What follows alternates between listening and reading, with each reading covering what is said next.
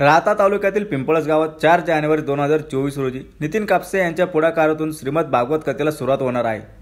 या कथेच्या निमित्ताने सप्ताह कमिटीच्या वतीने भागवत कथेचा आज 28 डिसेंबर 2023 रोजी गुरुवारच्या शुभ मुहूर्तावर ध्वजारोहण काशिकानंद महाराज यांच्या हस्ते करण्यात आले। तसेच सभा मंडपाचे देखील पूजन काशिकानंद महाराज यांच्या हस्तेच करण्यात आले। यावेळी पिंपळस गावाला आज दुग्ध शर्करेचा दिवस लाभला असे काशिकानंद महाराज यांनी बोलताना सांगितले।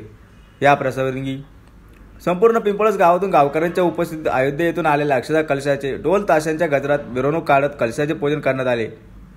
यावेळी शेकडोच्या संख्येने महिलांसह पुरुष सहभागी झाले। त्याप्रसंगी काशिकानंद महाराज यांचा सत्कार देखील करण्यात आला। तसेच अयोध्येत कार चालविणाऱ्या काल चालकांचा देखील सत्कार करण्यात आला।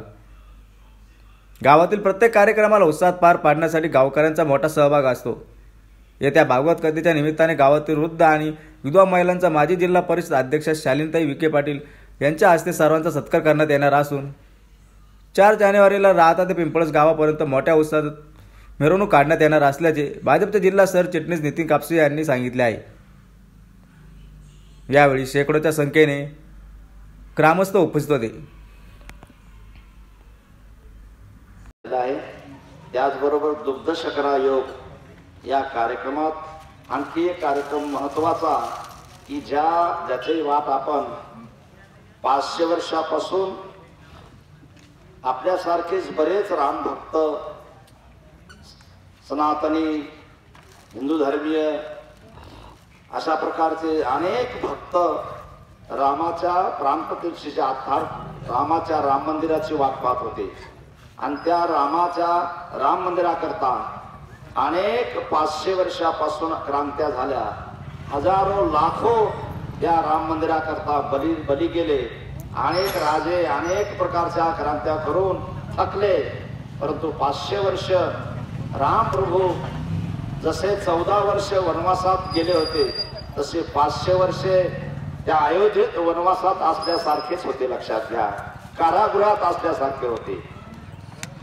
कृष्णाचा जन्म हा कारागृहात झाला, परंतु राम प्रभू हा मर्यादा पुरुषोत्तम असल्यामुळं, कारण कृष्ण कारागृहात जरी झाला तरी तो पूर्णतम अवतार होता, लीलाधारी होता, म्हणून त्या कारागृहात राहिला नाही, तुरंत तो बाहेर गेला।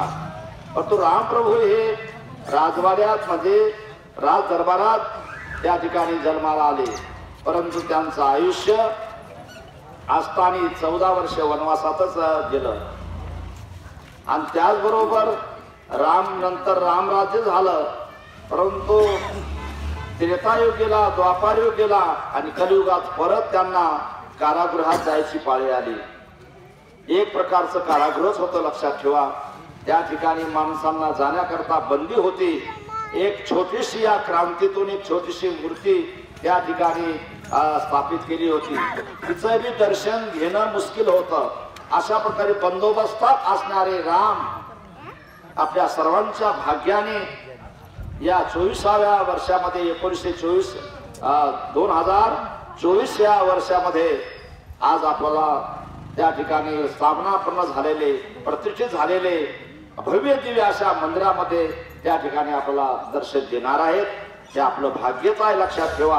कारण प्रभू हा सर्वांचा आत्मा आहे आणि राम हा सर्वांच्या हृदयात असणारा, सर्वांना आराम देणारा आहे।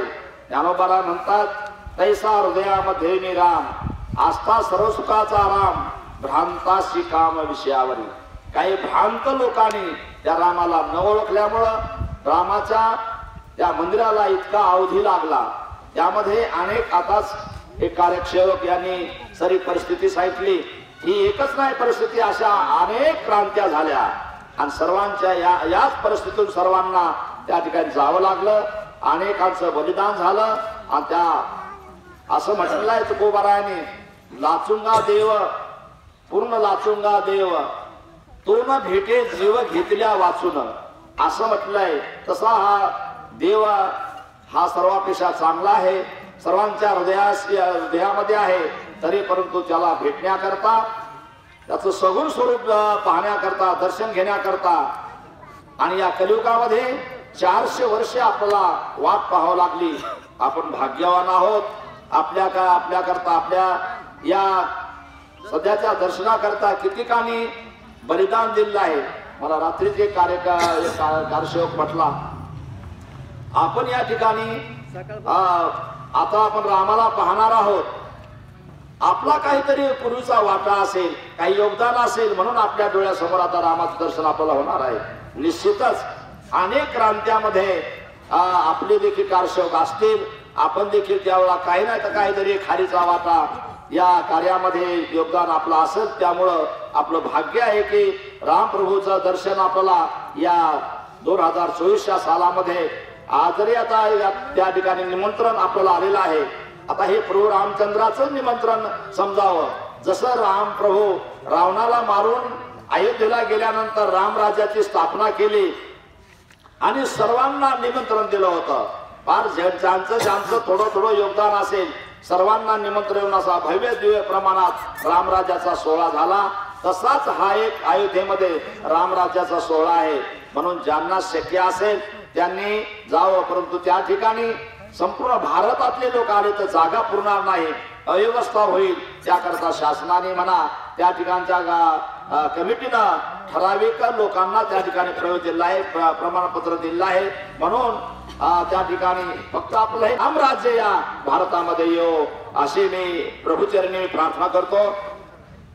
गावकरी मंडळी आणि या सप्ताहाची जी समिती असेल, कार्यकर्ते असतील, या सर्वांना मी धन्यवाद देतो की आपण दुग्ध शकरायोग या कार्यक्रमात हा कार्यक्रम घेतला आणि मोठ्या उत्साहानं, गर्दी नाही परंतु दर्दी मात्र या ठिकाणी सर्व आलेले आहेत की एवढ्या मोठ्या कार्यक्रमाची जबाबदारी तुमच्या गावाने उचलली.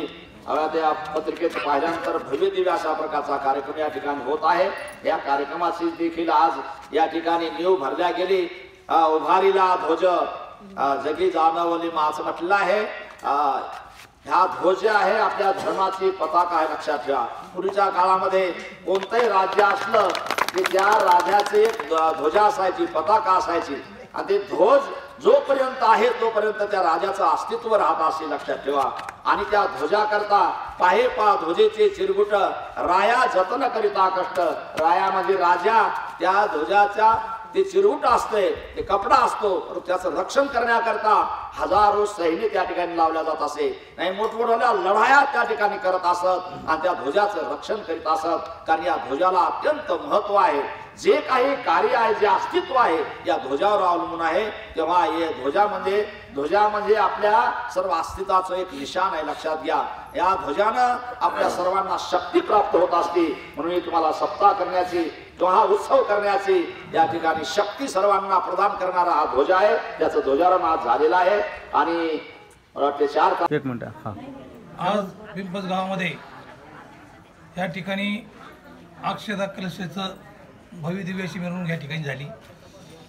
आज त्या म्हणजे अक्षता कलशाबरोबरच पिंपळस गावामध्ये अखंड हरिनाम सप्ताह गेली 24 वर्षापासून या ठिकाणी अखंडपणे चालू आहे.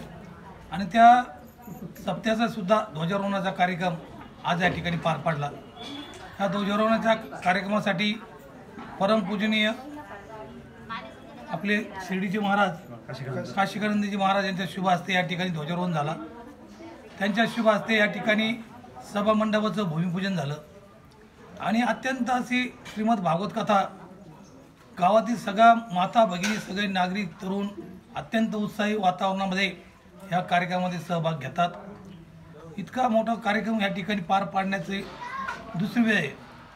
2013मध्ये या ठिकाणी रामकथा घेतली होती ढोक महाराजांची आणि सगळ्या गावातील सगळ्या नागरिकांना विचारून उच्चभू वाणी आणि उत्कृष्ट असं वाणी असलेले महाराज समाधान महाराज शर्मा यांची भागवत कथा आम्ही 4 जानेवारी ते 12 जानेवारी या ठिकाणी घेतो. ह्या गावामधील प्रत्येक घराचा या कार्यक्रमामध्ये सहभाग आहे. प्रत्येक माता भगिनीचा यामध्ये सहभाग आहे.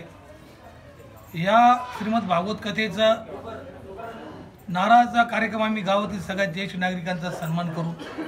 त्यांच्या हस्ते या ठिकाणी नारळ व्हायला 4 तारखेला घटस्थापना आम्ही या ठिकाणी करतोय. ही घटस्थापना आपल्या जिल्हा परिषदेच्या अध्यक्षा माननीय नामदार शैलेंद्रताई विखे पाटील, त्याचप्रमाणे उपस्थित महाराजांच्या कन्या माधवीताई यांच्या शुभ हस्ते या घटस्थापनेचा कार्यक्रम होतोय। ह्या घटस्थापनेचा कार्यक्रमसुद्धा थोडा आगळावेगळा करतोय। त्यामध्ये सर्व गावातील वयोवृद्ध महिला, विधवा, परिपक्वता यांच्या शुभ हस्ते त्या ठिकाणी तो कार्यक्रम होईल। या वृद्ध महिलांचा सत्कार सन्माननीय नामदार शालिनीताई विखे पाटील व माधवीताईंच्या शुभ हस्ते या ठिकाणी होणार आहे। 4 तारखेला सकाळी 10 वाजता नामदार शालिनीताईची भव्यदिव्य अशी मिरवणूक या गावातून निघणार आहे। मिरवणूक संपल्यानंतर त्या ठिकाणी घटस्थापना होईल आणि घटस्थापना झाल्यानंतर त्या ठिकाणी साईचरित्र पारायणाला सुरुवात होईल। सकाळी साईचरित्र पारायण होईल, दुपारी 4 वाजता हरिपाठ होईल, 7 वाजता या ठिकाणी श्रीमद भागवत कथेला सुरुवात होईल। या ठिकाणी समाधान महाराज शर्मा यांची 4 तारखेला 4 वाजता राहताईतून भव्यदिव्य अशी मिरवणूक आम्ही या ठिकाणी काढणार आहोत आणि मिरवणुकीने महाराजांना गावात आणून या ठिकाणी श्रीमद भागवत कथेची सुरुवात करणार आहोत। त्यामध्ये गावातील सर्व माता भगिनी, सर्व नागरिक, सर्व आप्तेष्ट, सर्व नागरिक यामध्ये सहभागी होतील। या ठिकाणी सगळ्या नागरिकांनी भरभरून चांगल्या प्रकारे मदत, आर्थिक मदत या अखंड हरिनाम सप्ताहासाठी केली करतात। त्यांच्या सगळ्यांच्या योगदानाने या ठिकाणी हा कार्यक्रम होतो। अनेक नागरिकांनी या ठिकाणी संध्याकाळच्या पंक्ती या ठिकाणी दिल्या। 7-8 हजार लोक भक्त भाविक या ठिकाणी राहतील। त्यांची जेवणाची व्यवस्था दररोज या ठिकाणी केली गेलेली आहे। अनेक अन्नदात्यांनी या ठिकाणी अन्नदान केलेलं आहे आणि एक चांगल्या प्रकारचा कार्यक्रम, याच्यातून धार्मिक सामाजिक उपक्रम राबवले जातात। नुसता धार्मिक कार्यक्रमाने युनिटी वाढवली जाते, या ठिकाणी सामाजिक उपक्रम राबवले जातात आणि या ठिकाणी गाव सदन करण्याचा आमचा सगळ्यांचा प्रयत्न आहे। विचार आचार बदलून यावरही बदलले गेले पाहिजे। आमच्या गावातील नागरिक सदन झाला पाहिजे म्हणून हा गेली 22-23 वर्षापासूनचा आमचा हा प्रयत्न आहे आणि ह्या प्रयत्नामध्ये सगळे तरुण, वृद्ध, माता भगिनी सगळेजण सहकार्य करतात, सहभाग घेतात आणि दिलेली जबाबदारी पार पाडतात। म्हणून हा कार्यक्रम यशस्वीकडे वाटचाल करतोय। यामध्ये गावातील सगळ्या नागरिकांचा योगदान आहे। प्रत्येकजण प्रत्येकाच्या मार्गाने त्या ठिकाणी सहकार्य करीत असतो। म्हणून या गावामधले कार्यक्रम चांगल्या प्रकारचे होतात, चांगल्या प्रकारचे करण्याचा आमचा मानस आहे।